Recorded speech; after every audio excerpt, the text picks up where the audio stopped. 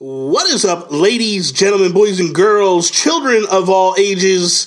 Welcome to the hosts.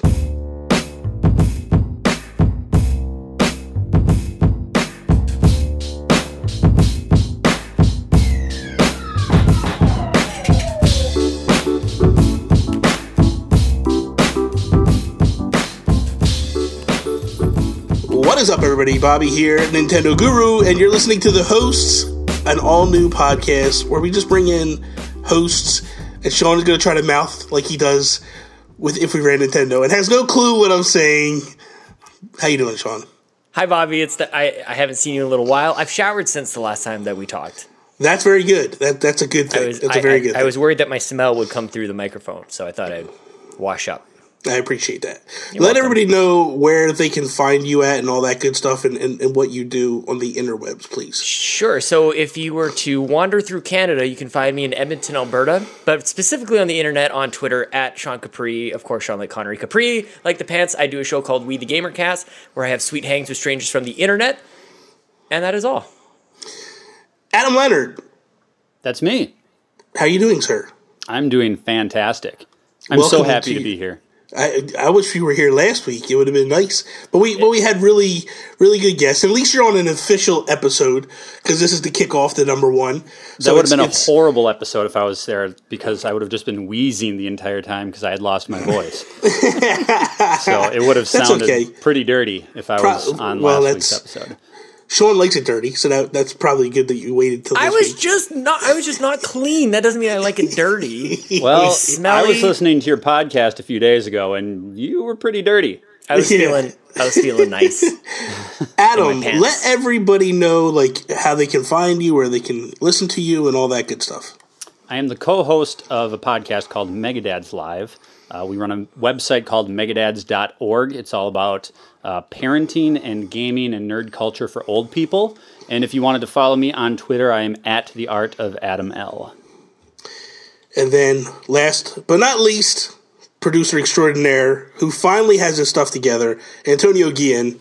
What is up, Antonio? What's up, Bobby? So happy to be here. Thank you for giving me another chance to help you produce this show. I'm very excited. And that's all we need. That's all we need. We can move on. Thank you. Wow! I was just about to pour my heart out to you, Bobby. That's what I was afraid of. I was just about to shower you with praise, but I doubt you're going to praise. We can skip that part. Maybe get to episode 10 before you do something like that. Yeah, exactly. Slow down. First date, we got to take it easy. Mm-hmm. Don't be trying to, slip me the tongue and all that stuff on the first date. We can slow your roll a little bit. Right now, I want to do what we do all the time when we have our first time guests on the show. Sean, so you do this little thing called podcasting. Yep. You're a host of a show, co-host of another show. Mm-hmm. What got you into podcasting? What made you decide that, this is something I want to do, this is where I want to be, and doing all that stuff? Let me know. This is a great question for you to ask everybody. And by the way, I love this show. This is a genius idea. I'm very happy to be on the very first episode, the first official one. The other one doesn't count. Episode 0. I don't even think, is that an integer? I don't think that counts. What made me, I think that just after becoming such a super fan of podcasts, and I have become even more of a fan as the years have gone on, I always, I think a lot of podcasters feel the same way. I felt like I was interjecting mentally in the podcast that I was listening to. So whether it was a comedy show, that's really where I started with Adam Carolla, the Crab Feast, and then Mark Maron were some of the first podcasts that I was getting into. And I was always interjecting myself into the conversations. And then that took on a whole new level when I started veering off into the video game podcast. And it was, I don't know, sometimes I just have these moments where I'm I want to do something creative, and just it all clicks in my mind. And I had one of those moments watching, the show is called Maron. It's Mark Maron. It's basically just his life sort of in a fantasy kind of way. It shows him making his podcast. It shows him, he's always talked on the show, being in his garage, throwing on, he calls them the cans, and then just talking into a mic. And I've always really enjoyed his style. And just seeing him do it, I'm well, I could do that. I think I could anyways. And just seeing him do that in a way that kind of just created the visual for me. I'm like, that's what I want to do. And I knew that I wanted to do something different with We the Gamercast. So I just, not totally original, I just copied off his format, which is do a little intro, have a quick interview, and it can go anywhere. You can talk about real stuff or just really fluffy nonsense. So that's kind of the story. That's pretty cool. That's pretty cool. And I've always wondered too. Well, I knew where the concept came from because we've had that discussion before. But I always wondered, and that's honestly, if I'm being sincere, that this part of the show, when I asked how people got into the podcasting, it was kind of based upon your show in the theory of you always ask people how they got into gaming originally and how that kind of like what their earliest memories of gaming was. And I thought, like, if I'm doing a show about hosts and I'm going to have podcast hosts on, I'm curious how everybody got into it and what made them decide, like, it's time to do this, like, it's time to pull the trigger on this. So, with that, Adam, same question to you. Like, what pushed you down this rabbit hole of podcasting and such and got you moving? I kind of just fell into it, honestly. I was, at the time that we started doing Megadads Live, I was not consuming podcasts. I was not in that world where I really knew of all these, shows, and I knew podcasts were a thing, and John was really into them, and he would talk about these shows that he'd watched, and it was just not something that I did. But I knew he was really into it, and at the time we were cultivating all of the things that we do at Megadads, and it's kind of like we do a lot within the website, and I just threw it out there. I'm like, well, if this is something that you really enjoy doing, do you want to try to do it? Because the two of us, John's my brother, the two of us get together all the time and have conversations that we perceive to be funny or interesting, and nobody else around us seemed to give a crap. So I said, well, there's got to be somebody in the entire world with internet access who would appreciate the things that we're talking about and the jokes that we make and how stupid we are when we get together. So it was just kind of a thing that, honestly, getting into our show is what opened me up to all these other ones, like Nintendo Dads and We the Gamercast, and If We Ran Nintendo, and all the other ones. It was out of creating a podcast myself that I became such a huge fan of the content that you guys were creating, and kind of helped us shape the direction of our show. One thing that I'm very adamant about as we continue our podcast is that we have a different voice. Yeah. I think there are a lot of podcasts that kind of tread the same ground, and I feel like I owe it to myself and to our listeners to do something different and unexpected and unique, because honestly, this show I think fills that very well. I don't think there's a lot of shows like this out there that have a unique voice, and that, as a consumer, that's what I want. I don't want to hear a lot of the same. I want to hear something totally different. So as I continue to grow as a podcaster, I kind of stray from a lot of the things that I hear. So it's almost like I'm listening to podcasts to know where to deviate. Because I think that's what the listener wants, is something totally different. They want to turn on a show and say, this is a unique slant on something that I may or may not hear from another show. And that's true. And I find myself doing the same thing. Like, I listen and I consume a lot of podcasts because I like to consider myself a student of podcasting. And I like to look at it and go, what works, what doesn't work, and constantly look at things and analyze things. I want to say something before we move on, because I've noticed a trend recently, and I just want to do this real quick. I've noticed, and I could be wrong, and if I'm wrong, correct me, but I feel like you're a little frustrated lately with the direction of your podcast and the way things are going, maybe with feedback and such. But I want to say this. You guys are doing phenomenal work, man. Yeah, man. And you really need to just hone in and know that you are doing wonderful podcasting work. You guys are stretched so thin with all the stuff you guys do. Keep your head up, dude. And I mean that sincerely. Like, I know it gets frustrating at times when you ask for fan reactions or you ask for feedback, and sometimes you don't get it and such. And it's but don't hinge that on and consider that you're doing bad work because of that. Sure. Because I'm here to tell you, Adam, that is not the case, man. Yeah, man. And I encourage anybody that is listening to this podcast right now to go check out Megadad's live. It is a funny show. You two, you are so offbeat and quirky.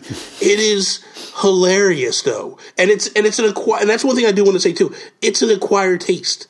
Mm-hmm. It's not something that you're going to listen to one time and go, "This is the greatest podcast ever."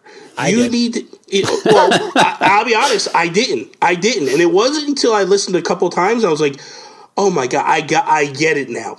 I get the banter. I get where it's coming from. These guys are wonderful." And that's honestly because I'm funnier than you, though, Bobby. Oh, good God. but I would just say that to anybody that's listening, just to say, like, give it a couple episodes.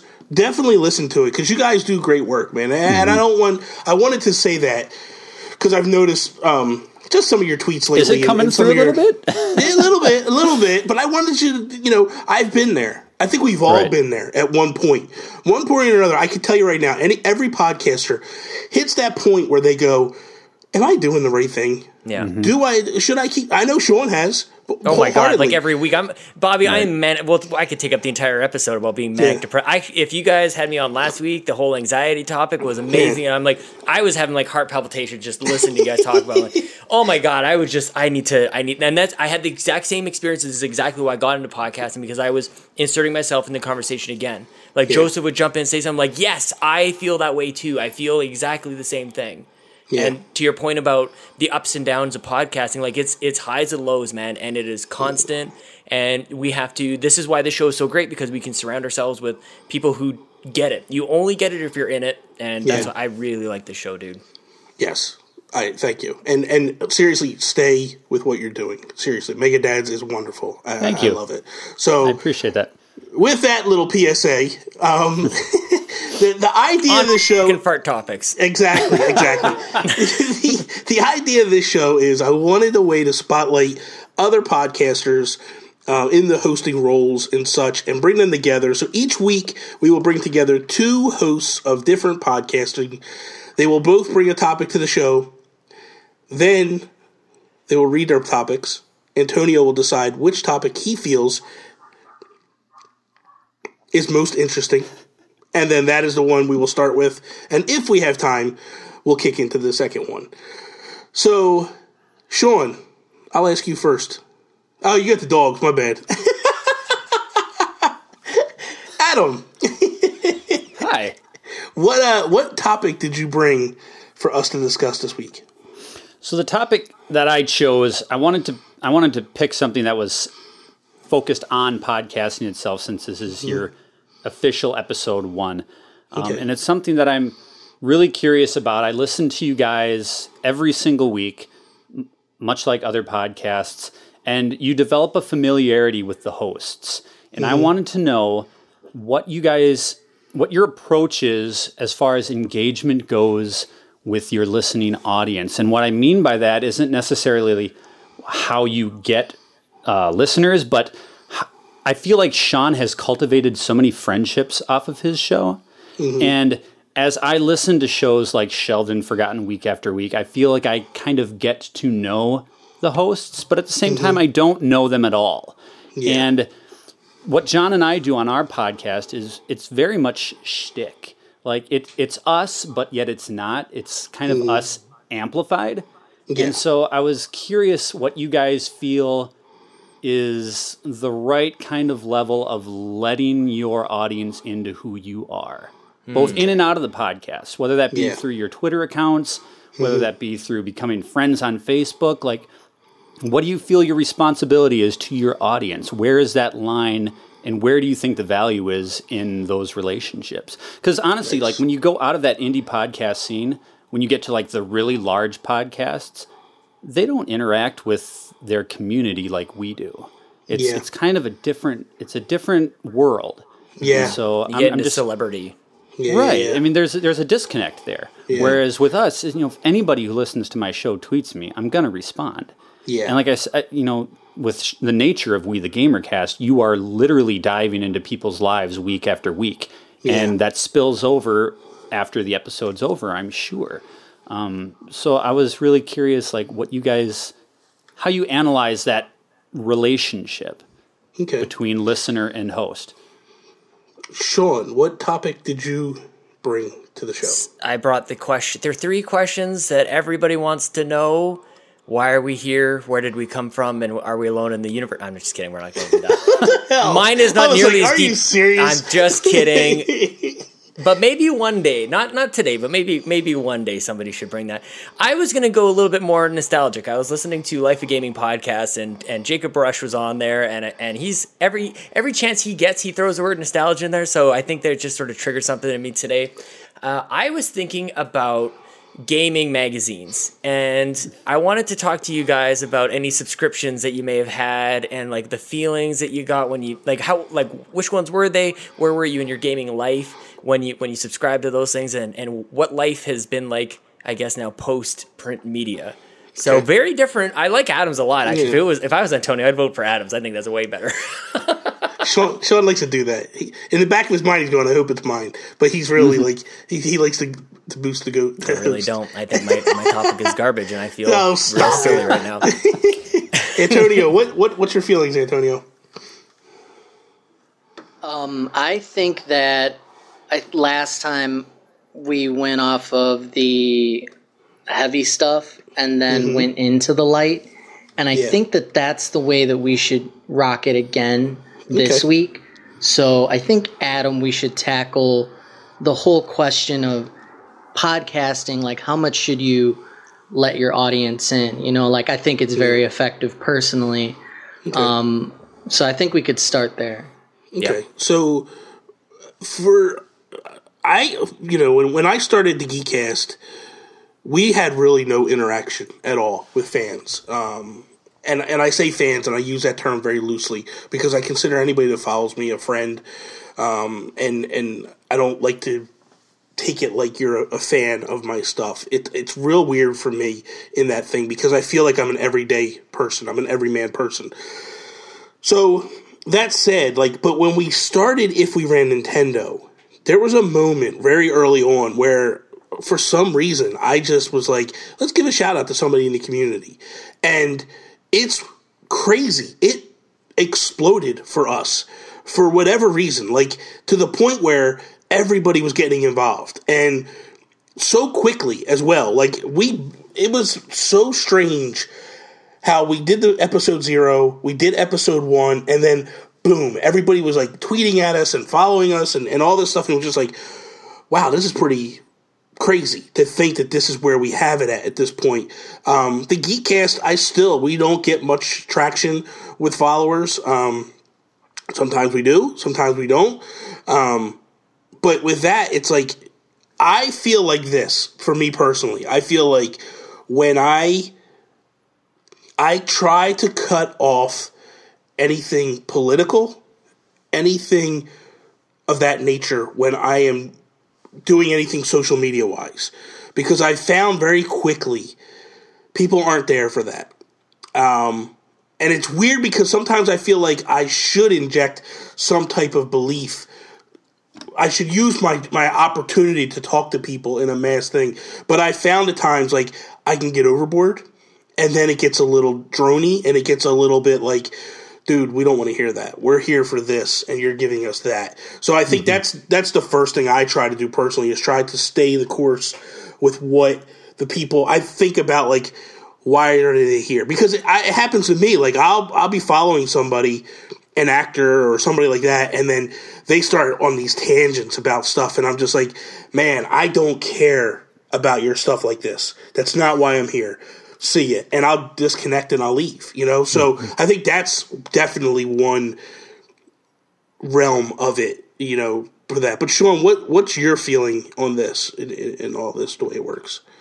Well, I built We the Gamercast the way that it works to do that. Like, it's sort of like a byproduct, but it's sort of the way that it's the DNA of the show, is that I will be like building like strong relationships, hopefully very, very quickly. Like I really am talking to strangers on the internet, and many times, like now I start to like have people on, I can actually check out their stuff like a little bit before, or I have been following them for a little while. Like, I'm starting to get into that, but for a very, very long time, I had no idea, and I still have many of those shows where I have no idea who's going to be on there, and it's sort of weird too, because like, Adam, I think this is a really good topic, because like when you start to get in your own head, like I start to my benchmark for a good show sort of changes too, where if I do develop a relationship and a friendship with the guest, and I'm like, that was a good show. But like, sometimes you don't always get that. Like, some people like come on the show and then they go off and do their own thing, and that's totally fine. Like, that's not a big deal. But I'm like, was there,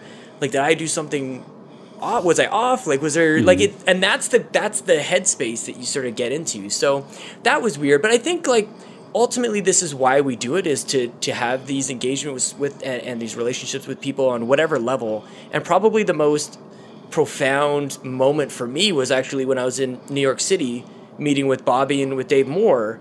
And that's when it really dawned on me, like, these aren't just internet friends. Like, these aren't just names on forums and on Facebook and Twitter and whatever. Like, I could hang out with Bobby all day, and Dave and I, we hung out the whole time, and we were hanging out in Macy's, and we called up Johnny Casino and Justin Masson, and it was like, this is real. It is, and it was this thing that sort of changed in my brain of, I always, obviously, like, Bobby and I are very close even before we met in person, but it made it okay to have very strong and very real relationships with people that maybe you've never met, and maybe we'll never meet in the flesh. So I run the whole spectrum. I've got very, very close relationships, and then I've got some more like, it's just like real life. Yeah. So it's just like, I've learned to kind of take away the lens of the internet when I look through and look at the relationships, because it's no different. We're still, as long as you're real with the people that you're communicating with, then you can look at it in that way. And as long as you're not like getting some stalker and people trying to get, asking you to send nudes and whatnot. Is that why you don't return my calls? I haven't figured out, I haven't taken, Adam, don't take it personally, I haven't figured out the right angle for you, bud. I'm self-conscious. Bobby knows this about me. Yeah, that's true. And this is a great topic, dude. Yeah, and the other thing for me personally is, I treat my social media like I wish other people would treat their social media. I have a story about someone that I admire. I don't want to name names because I don't want to like be that person. Sean, I told you this story before, but I one time followed this guy, another podcaster, internet gaming celeb, and one day he is doing a giveaway for a comic book, and he's like, if you want to win this comic book, just reply back to me. And I was like, oh, dude, it was a Batman comic book, and I was like, oh, absolutely. So I replied back or whatever. A couple minutes later, I get replied back to, and it says, I get a DM, and it says, it's from the person, and he's like, hey, you won, man, congrats, or didn't even say congratulations, you won, give me your address and this, that, and the other, and I'll ship it out to you. And I was like, oh my god, dude, thank you so much, man, I really appreciate this, here's my address, thank you very much. Like, 10-15 minutes go by, come back, he's like, sent, and then he unfollows me, so I can't message him back. And it's like, wow, like, I looked up to you, and that was the moment you lost some of my respect. Yeah. And I took that moment, and I was like, I will do my best to never treat somebody that follows me like that.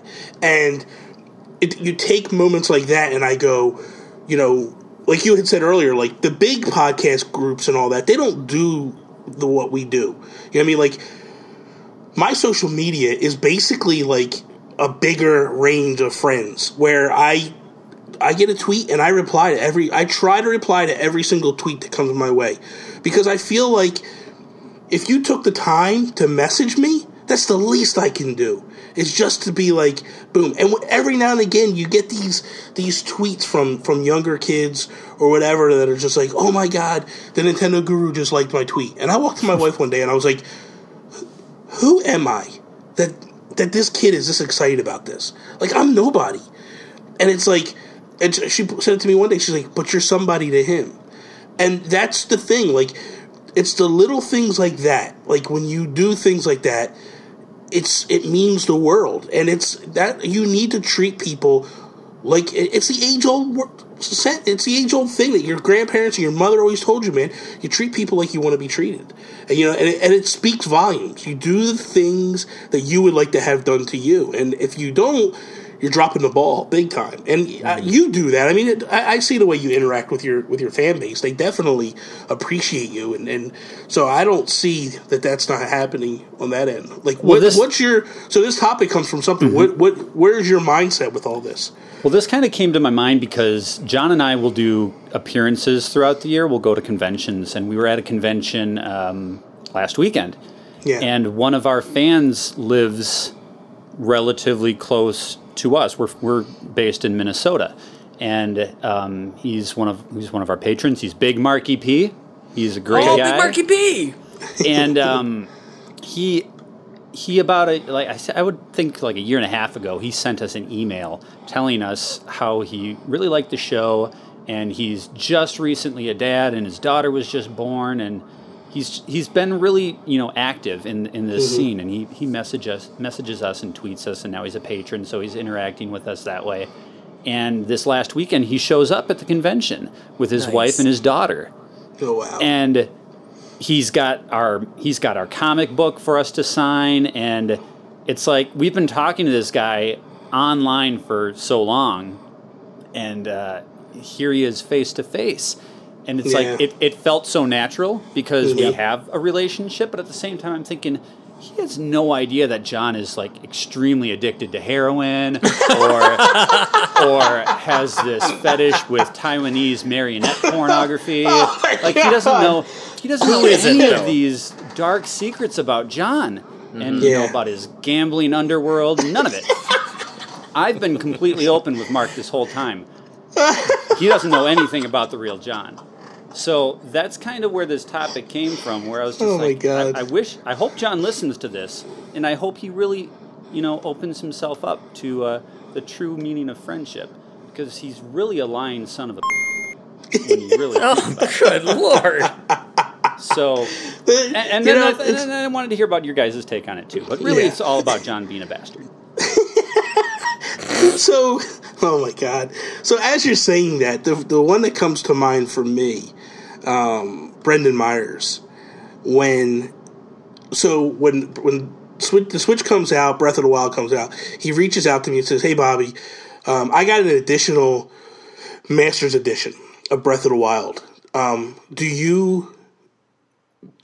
was thinking about like maybe giving it, or not giving it, but selling it to somebody in the group if they charged me for it. But if they didn't charge it for me, I was thinking like we could maybe give it away or something like that. And I was like, oh my God, dude, that's awesome. And but it turned out they did double charge him by mistake. And so he says, I got to get rid of it. I want to sell it or I'm going to return it. Like, do you know anybody that wants it? So I contacted my buddy Miguel. I'm like, do you want this thing? He's like, absolutely, man. I wanted one and I couldn't get it. I was like, okay, let me reach out to him. So I said, Brendan, how much do you want for it? He tells me, charge me cost for it. And he says, I'll bring it. Because my first thought was like, well, I'll meet you halfway someplace or whatever. I don't know. Because he lives in Pennsylvania. I live in New Jersey. It's probably like a 2-hour drive.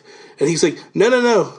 I'll come down. And we'll meet someplace. And I'm like, wow, okay. And so I said, okay, that's no problem. And so we go up and we meet at this place. It's close to where he grew up as a kid. You planted a big old kiss on his face. Nah, stop. But we get there and I'm just like... Stop.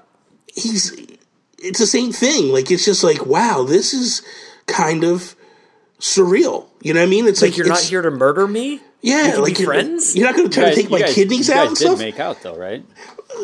That doesn't... It's... Come on. Bobby doesn't kiss and tell. Exactly. I don't kiss and tell. I didn't tell about Sean trying to give me a hand job in the subway. And like that stuff is... You can't talk about that all the time. So, So, although Sean did send me a creepy text when I was in Penn Station waiting for him to come up to me. I was hiding in a garbage. I was hiding in a garbage can. I was like, I can see you, Bobby. But the thing of it is, and this kind of taps into a little bit. Like, I want to also bring this up because there's a false pretense that's given sometimes with Sean. Because Brendan said the one time, like, man, because I was like, do you want me to call Sean? Like, I can get Sean here in the call, you know? Or, like, I can call him and he can kind of talk to him. And he's like, oh, will he be angry? And I was like, no, what are you talking about? I know. And I'm like, what are you talking about? He's like, I don't want to upset him and stuff. And he's like, I don't want to. And I'm like, dude, no. Because it was right after the whole fight between Sean and I. And I want to pass off this thing, like, Sean is a wonderful dude. And we don't... You're making it worse. Somehow. No, we're not. I don't know why. We get along wonderfully, and it's not that way. But the funny thing is like, so then we call Brendan, I call Sean, and Brendan's like, he says something along the lines like, don't yell at me, Sean, or something like that. And I'm just like, this is... But, it is. Sometimes we give off this side of us, and people think like, well, that's the way they are. And sometimes it is a persona that we try to give off. Mm-hmm. Absolutely. And you're trying to, like you say, you hide your demons. Like, like I know Sean doesn't like letting people know he's, we'll save that. I'm sorry, Sean. Who won't tell you? That was a pregnant pause right there. Sure what. My persona is the happy-go-lucky person. Like the real me is like the angry Bob. Is there angry at Bobby? That's like, true. That's true. When the camera and the microphones and the camera shut off, I just swear up and down this house. You know what? So the first time that we met, kick my dogs. So the first time that we met, you know what I mean? Like that was a surreal moment for me. Because like here's somebody that I I've met the Nintendo to. Guru. Oh, stop it! The artist formerly known as the Geek Guru. In Penn Station. It was amazing. Yes. But I mean, like, we had this moment where it was kind of like one of them love stories where you see each other from a long distance, and then if I could cast you guys in a movie, it would be Tom Hanks and Meg Ryan all up in this. I agree. Bobby's Meg Ryan. It was very, very Sleepless in Seattle-ish, So yeah, it is nice, and it's cool that people reach out to us, and like honestly, like that's all we could ever really ask for is like that little tweet, that little something that says like, hey man, I listened to the show. I swear to God, there's nothing better than somebody just saying, I listen. Even if they said didn't like it. The fact that they found it, it's like, how did that even happen? Like, by what miracle did my podcast land in your ears? I felt like in the first couple episodes of We the Gamercast, I was in a very safe space because I'm like, nobody's listening anyway, so who the hell cares? Yeah. The only people listening is like me and the person I interviewed after the fact, and that is all. Yeah. So when people find it, it's incredible. That is true. Like anytime someone tweets me or says like, "Oh man, I really love your work. I love your," dude. That's like, because we say it all the time. We don't get paid for this. We don't make a dime off of this. This is all because we love to do it. And you guys aren't getting paid? No, man. Well, time to start that Patreon, right, Adam? Megadad's Patreon. Sorry, guys, I gotta go. This is screw this. Checks in the mail, Adam. Post dated. But to me, like, the fact that like we get that, like someone will actually reach out to us, just means the world. It's crazy when people. I'm actually sitting here now and I'm getting messages from Jonathan Brown, and he's basically sending me kind. I love it. And he's just like, dude, man, thank you for this, thank you. And I'm like, God, dude, like, you don't understand, like, what that means. It's just amazing. So, here's why people do it. I'm just going to finish off with this, Bobby. I know you're trying to move on here. The thing is that we are a community of podcasters, and that's sort of what we've been landing on lately. Is we're like this super indie podcast network. Like we are all friends. Yes. And so because of that, people identify with that. They see this like group of people who are all sort of like-minded. We're all kind of we're torn from the same cloth. Yeah. Is that the saying? Yeah, sure. Something like that. So people come to that. And I think that that's really what is special about all of us coming together and podcasting on this show and interacting with each other. We guest on each other's shows and we interact and listen. And it's just, that's why I think it all comes from there. So I just wanted to give can't even hear you guys right now because I'm talking with my hands and I ripped my cord out of my computer. So Yeah, I think we're doing great stuff, and I think I can hear you guys again. You know, the reason that I got involved in this show was, I started as a fan of, Sean and Bobby, and I just started messaging you guys more, and you're right. I mean, you took the time to interact. I was just another person that ended up, listening to your stuff.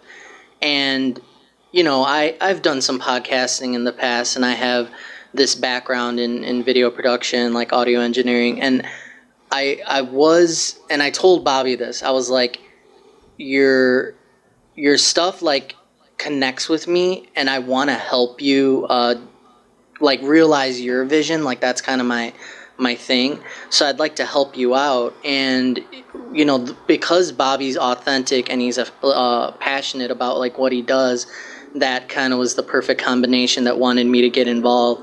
And, it's exciting because he's good at what he does. He's not, fake. Even if there is some level of, persona on, I realized later that I feel like that the connection and that friendship is growing, like, a little bit like one-sided while I was listening to all your guys' shows. And then when we connected, it was like nothing changed. You were the same, in the interactions, off the air, whatever you want to call it.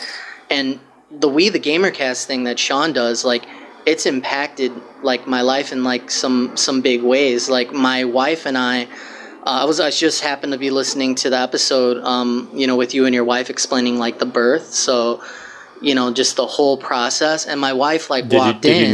Did you not know how that worked before? No, I was learning about, like, there's something called a placenta. It's nuts. You have no idea. So I've got a book I can send you. Is it a picture book? It's a pop out. Oh God! Listen, they got $1 hookers over on Megadad's Live. Oh my God! If you need some video, we were very thorough in breaking that all down for people. Mm-hmm. It looks like NYPD Blue. But like that, like, my wife walked in and I was like, oh, that's Sean. Sean's talking with his wife about, the birth and all that. And we're, trying or whatever. And it just hit at the perfect time where we were listening intently. And she was just there. Like, she hadn't even, like, put down her stuff or anything like that. She just stopped and listened. And me and her, too, we just were like, I was supposed to be washing dishes or something like that. So I was, going about my business or whatever. But we were listening and learning so much. So you being open and sharing that, I think it does make a difference in podcasting.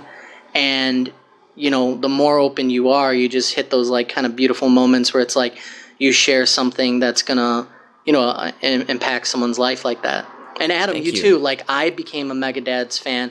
I am one of those people that tweet at you guys and respond to your polls. And I was upset that I missed your live show that was, like, it was just about, like, a week or two ago. I had even set an alarm on my phone. I'm like, they'd be like, oh, are you going to watch our show? I'm like, yes, I am. And then, like, I don't know what happened, and I missed it. And I was like, no, but... You and the rest of America, buddy. Oh, stop it. I really wanted to be there. Antonio, can I ask a question? That's very kind words for you to say, and in my typical style, I'm not going to accept the compliment without just being weird about it. So you and your wife were listening to the same download? Yeah, so it was on a speaker. So you guys are getting like a 2-for-1? Can you ask her to download it? Oh, like, I get what you're saying. Just give me an extra download. Okay, so the business side of you, and you're like, that's forget all that, what you're talking about. Can I get another sub? And that's how it's done, Adam. Right there, that's right the there real is how Sean it works. Capri. That's the how truth comes out. That's how also you get a rating. more If she listeners. can rate too, like after she downloads it, just to get that extra, just a 5-star rating on We the Gamercast. I'll definitely try to work on that. She can copy and paste yours if she wants. Nobody looks at them. Okay. So with that, Sean's topic. Hey, Bobby. Gaming magazines. So, real quick, let's just refresh the memory. What exactly was your topic again in terms of, so everybody knows that's listening? At a basic level, that's it, man. It's just gaming magazines and kind of diving into, obviously, just the nature of talking about gaming magazines. We're going to be talking about our past and maybe our childhoods, depending on when we were subscribed to it. So, for example, I will start. Yeah, I have always, even to this day, I have a special place in my heart for magazines. I don't know what it is about them. Magazines of all sorts, crossword magazines, all the way up to adult magazines. There's something about the like the glossy paper, and it's so well produced, and it's so like everything about it. I just love it. The tangible, like I'm a big fan of owning my collection. Obviously, behind me, I've got a whole bunch of like touchable stuff. Yeah. So I've always like, as a kid, I would go to the grocery store with my mom and we'd always walk by like the, right before the till, and they've got all the magazines there. And every once in a while you'd see a PC Gamer or a Nintendo Power or something like that. And so I always wanted to, like, I had small goals, Bobby. It didn't take a whole lot to please me. The one of the best presents, and I don't remember getting gifts like a lot of people do. I think your memory works like this, Bobby, where you can remember, like, when I was 13 years old, I got the Super Nintendo, and it came in this box and this wrapping paper, and it was 7 a.m. Like, I don't remember details like that, but I remember when I was in the 8th grade for Christmas, my dad bought me, it would have been probably 1998, 1997 maybe. See, this is my brain. PC Gamer. He bought me the holiday edition. It was black and it was huge. It was like 300 pages.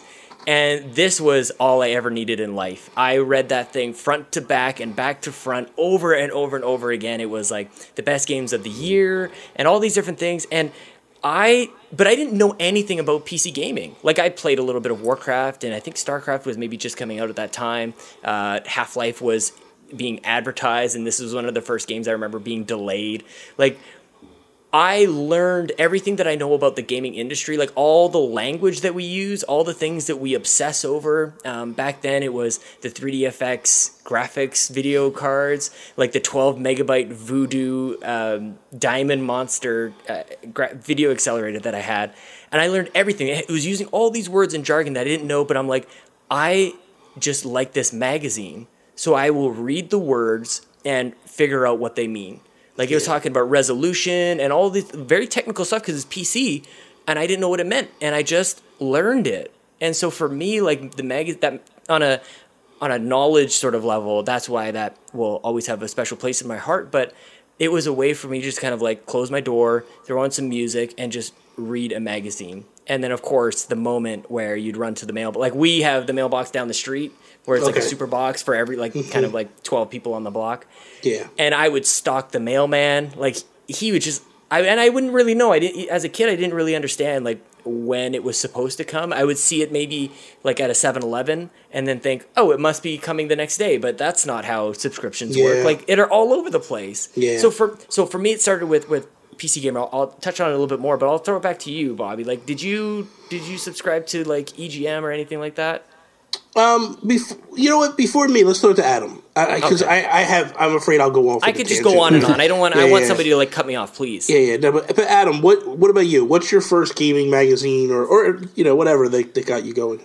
Well, gaming magazines were like the best way to. I mean, it was before the internet, right? Like, that's how you were. I remember reading about Final Fantasy III for the Super Nintendo for the first time, discovering what that was in an issue of EGM.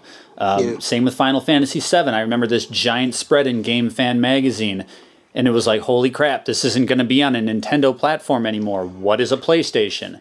But for me, like, the biggest gaming magazine that to this day I think was just a stroke of genius was the official PlayStation magazine would have these demo discs in it every single month.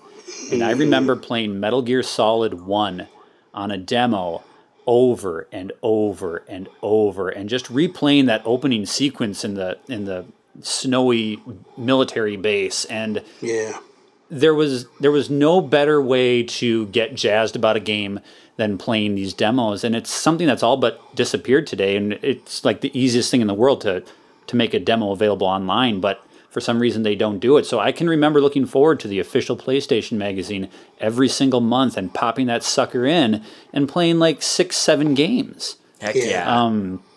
I loved it. Awesome. Gaming magazines were huge. It's the reason that I started getting into video game media and like wanting to know about the industry, whereas before I would just play the games. This was a look into, hey, wait, people make these? Like, this doesn't just get crapped out on the shelf at Toys R Us. Like, this is a look behind the scenes and a way to get excited about stuff that was coming. And so, we were huge into video game magazines in my house. Yeah. So for me, this is where Sean likes my memory. So for me, it was the time that I got my original Nintendo, and we ran. I told this story on Sean's podcast. I convinced my mom to finally take me to the store to get it because I tracked one down. We couldn't find one for months after she finally agreed to getting it. So I remember going to the store and getting our NES, coming home, and immediately just trying to figure out how to plug it up and hook it up and all that stuff to the TV, and we started playing. And then a couple days go by, and my mom is going to go throw the box away or whatever, and she's going through the stuff, and she says to me, "Did you see this thing?" And it was for the Nintendo Fun Club.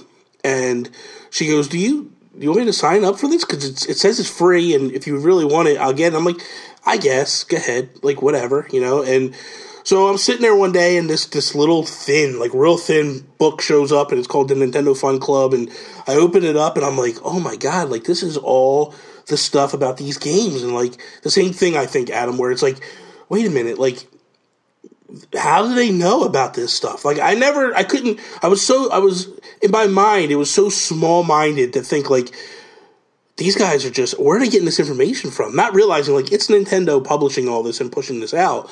But I was just like, I was blown away. And so I start reading it, and then I remember at some point, it came every other week, every other month. Then at some point, we get a card in one of the issues that says, like, we're stopping this. We're not going to do this no more. And I was kind of bummed because I love that little magazine. And it said, we're going to give you one free issue of Nintendo Power. And then after that, you need to pay for a subscription. It was bi-monthly, so you got one issue every other month. And I was like, okay. So I get the first issue, and I'm, same thing as showing, like, front to back, like, ingrained in my mind, like Mario, it's Super Mario Brothers 2, it's Mario jumping off of a mushroom it's all clay, and there's wart coming up the mountain behind them, and just amazing. And you go through, and there's the Legend of Zelda 2 is in there, and all this stuff, and I was like blown away, and I fell in love with that magazine so much. So the first issue comes out, and now it's not going to be 2 months until we get the next issue. And I'm a kid. I'm literally 13 years old, and I got no money. I got no way of getting this subscription or paying for it because you had to have a check. Mm-hmm. You couldn't do anything else, And I was like, so what I do is I start to put my mind together how I could figure this out, and my mom and dad would give us $10 at the beginning of the month or at the beginning of the week, and that was our lunch money for the week. And rather than giving us $2 every day, they just give us $10. They were like, you need to learn the budget. So here's $10. You do whatever you want to do. If you spend the money all day one, you're not going to eat the rest of the week. So you figure it out. And it was just a way of teaching us as kids. And so I go, oh, I'm not going to eat this week. That's $10. So I put $10 away. And then the next week, I'm not going to eat this week. $10, put it away. And I think, if I'm not mistaken, I think it was $20 for the year. Maybe 30. And I take the money and I go to my mom and I go, Mom, I take the thing, the paper, the subscription thing, the form, and I go, can you do me a favor? She's like, what's that? I said, here's $30 or whatever. Can you write a check to this Nintendo company and send it off, and they'll start sending me this magazine? And her first words were like, well, where did you get the money from? And I said, I haven't been eating I did lunch. Some things I wasn't proud of. Yeah.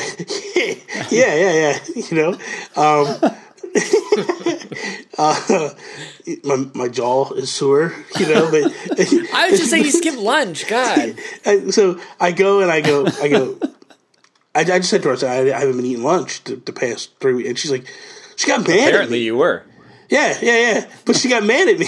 You're messed up. She got mad at me, and she's just like, why would you do that? And I was like, because I want this, and she's like, take the $30, keep the $30.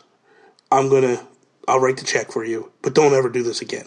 If you want something, you come talk to me about it, we'll figure it out. And so I said, okay, that's fine. So my mom bought my first year subscription to Nintendo Power, and that was basically got me off and running. And it was funny because I was almost letting the time lapse, so I was worried, am I going to get issue 2? And Nintendo, it was actually into issue 3 before I got the subscription.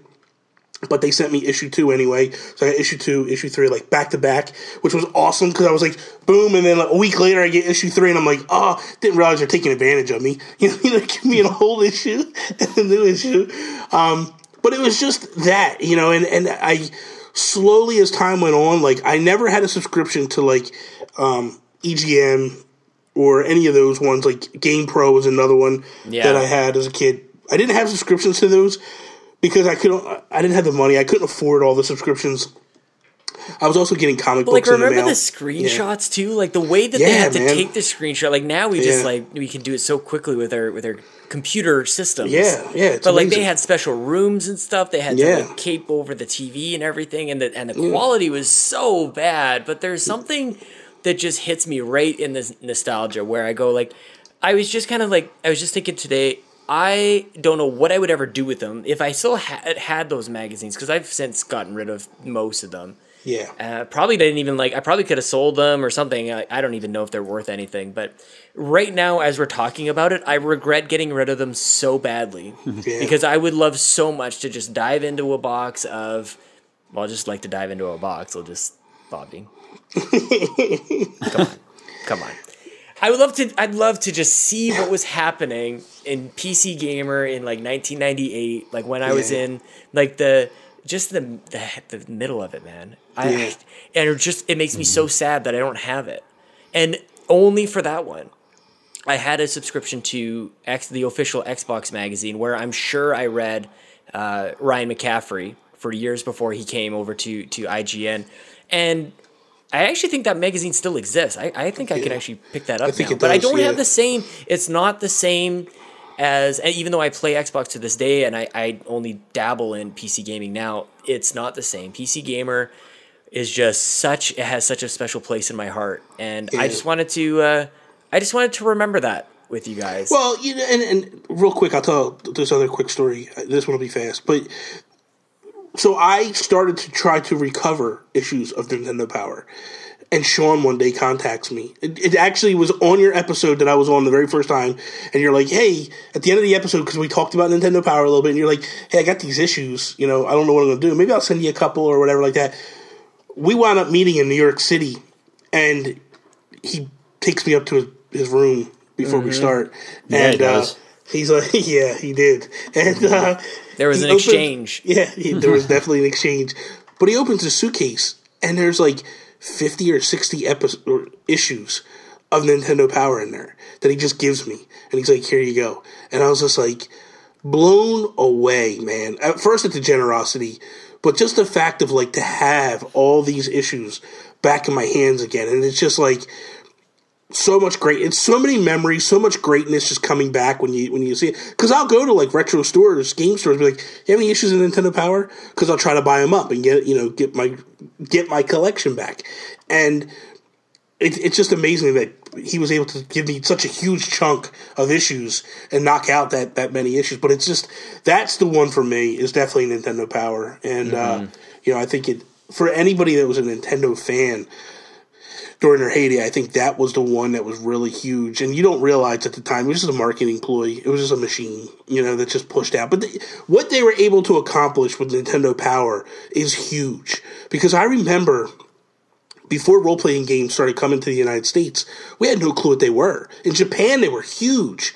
Nintendo started Final Fantasy moving in the United States. It built all that legwork for it. And I remember getting an issue where they were talking about Final Fantasy, and me and my cousins sitting around looking at it, and we literally, all three of us, went out and bought our own copies of the game and started playing at the same time. And we'd call each other because I had the issues.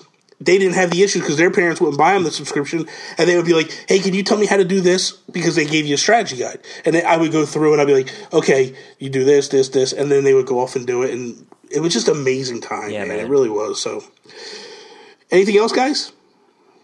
Don't send me magazines. This is not a plea for anybody to send me. I don't. If you have them, just maybe a couple pictures. That is. I don't have room. That is all. You're about to get 50 issues of Cat Fancy, dude.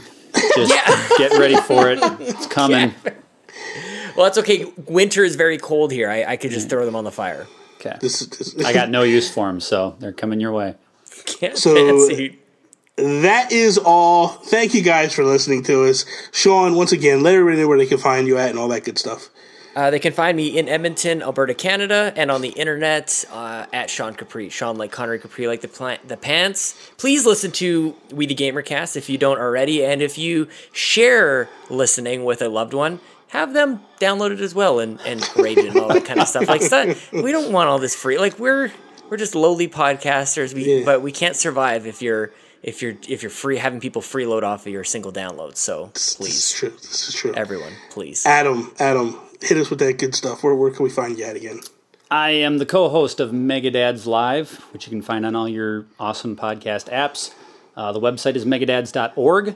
I do kids' birthdays, so if you want me to come to your house and make balloon animals, you can find me on Twitter at The Art of Adam L. Do you make them anatomically correct balloon animals? Oh, good God. No, they're basically just round. They're just round animals with no arms and legs. They're pufferfish balloon animals. They're just like they're kind of like balls. They just make balls. Oh my God! Producer extraordinaire Antonio Guillen. You can follow him on Twitter at BlueBlood02. That's BLUBLUD. Good God, 02. Follow me, Nintendo Gurus, on Twitter. That is all.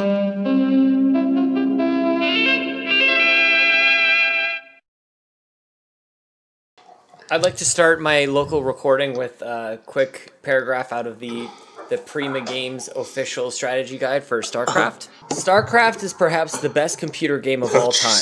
In 1998, StarCraft introduced a set of races, the Terran, the Zerg, and the Protoss, each with its own unique set of units and structures. Have you had enough, Bobby? Yes, let's go.